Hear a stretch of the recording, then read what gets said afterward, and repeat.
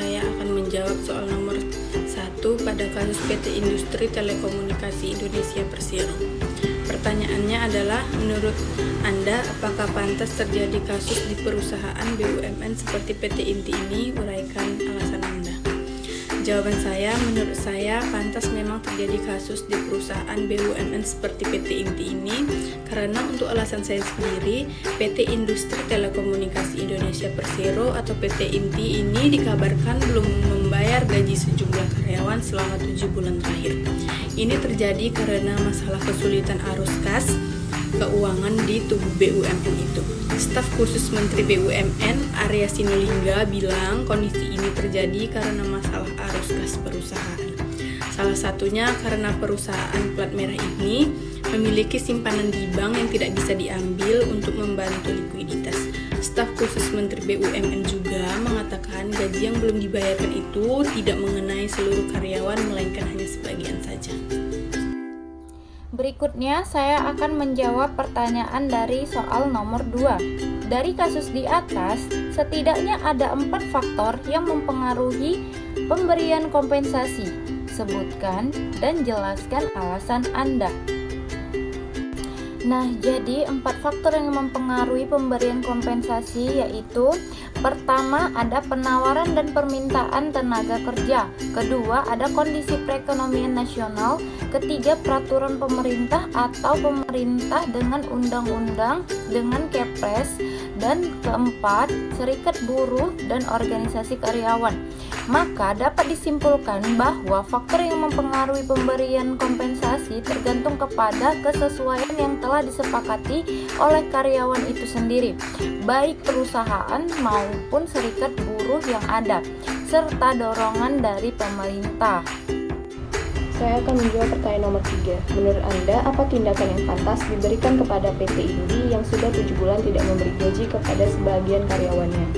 Sesuai dengan peraturan pada pasal 93 ayat 2 Undang-Undang Nomor 13 Tahun 2003 tentang Ketenagakerjaan, pengusaha yang kesengajaan atau kelalaiannya mengakibatkan keterlambatan pembayaran upah dikenakan denda sesuai dengan persentase tertentu dari upah pekerja atau buruh. Denda yang dimaksud dikenakan dengan ketentuan pada pasal 55 ayat 1 Peraturan Pemerintah Nomor 78 Tahun 2015 tentang pengupahan, yaitu A. Mulai dari hari keempat sampai hari ke-8 terhitung tanggal seharusnya upah dibayar dikenakan denda sebesar 5% untuk setiap hari keterlambatan dari upah yang seharusnya dibayarkan. B. Sesudah hari ke-8 apabila upah masih belum dibayar dikenakan denda keterlambatan sebagaimana dimaksud dalam huruf A ditambah 1% untuk setiap hari keterlambatan dengan ketentuan 1 bulan tidak boleh melebihi 50% dari upah yang seharusnya dibayarkan, dan sesudah sebulan apabila upah masih belum dibayar dikenakan denda keterlambatan sebagaimana dimaksud dalam huruf A dan huruf B ditambah bunga sebesar suku bunga yang berlaku pada bank pemerintah.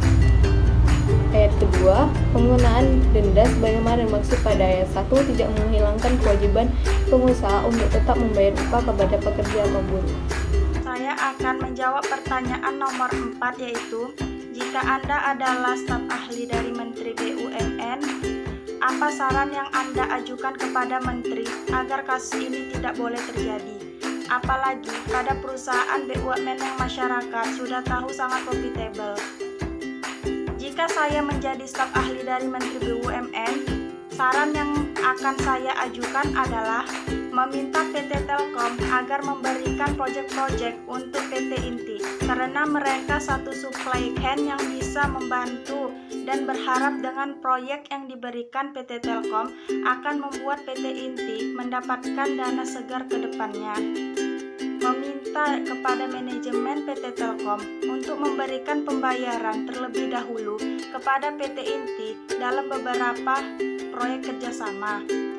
Meminta kedua bank BUMN untuk memberikan dana simpanan kepada PT Inti. Assalamualaikum warahmatullahi wabarakatuh. Di sini saya akan menambahkan sedikit jawaban untuk nomor 4, sedikit saran bagaimana posisi saya sebagai staf ahli BUMN dalam memberi usulan kepada Menteri BUMN agar tidak terjadi lagi permasalahan dalam perusahaan plat merah tersebut. Dikutip dari CNBC, menurut Badan Pengawas Keuangan atau BPK, banyaknya perusahaan BUMN merugi karena diakibatkan banyaknya investasi yang sia-sia dan pengelolaan operasional perusahaan yang kurang efisien, dan masih banyaknya pemimpin BUMN yang tidak memiliki kemampuan dalam manajemen bisnis yang baik. Terutama dalam contoh kecilnya ialah penyusunan atau perencanaan bisnis atau dengan bisnis plan yang baik. Oleh karena itu, sebagai staf ahli BUMN, saya menyarankan kepada Menteri BUMN agar menyusun ulang perencanaan bisnis yang baik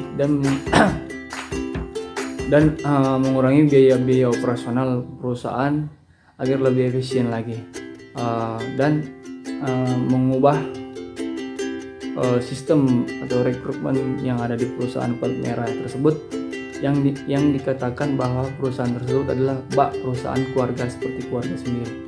Maka oleh karena itu saya akan merubah sistematis tersebut untuk lebih eksternal dalam merekrut SDM yang ada, dan menjadikan prinsip seperti Presiden Joko Widodo dalam perusahaan BUMN. Saya akan menjawab pertanyaan nomor 5, yaitu bagaimana pandangan Anda tentang gaji karyawan BUMN yang jauh lebih besar daripada non-BUMN, apalagi para guru.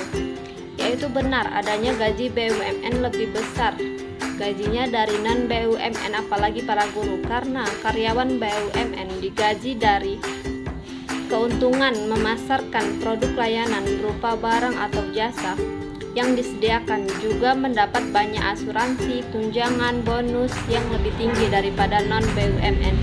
Apalagi guru yang jelas kalah jauh gajinya dari pegawai BUMN karena mereka tidak mendapat banyak bonus ataupun tunjangan yang lainnya.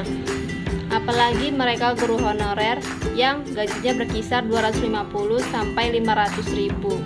Berbeda jika guru PNS yang mereka lebih terjamin gajinya.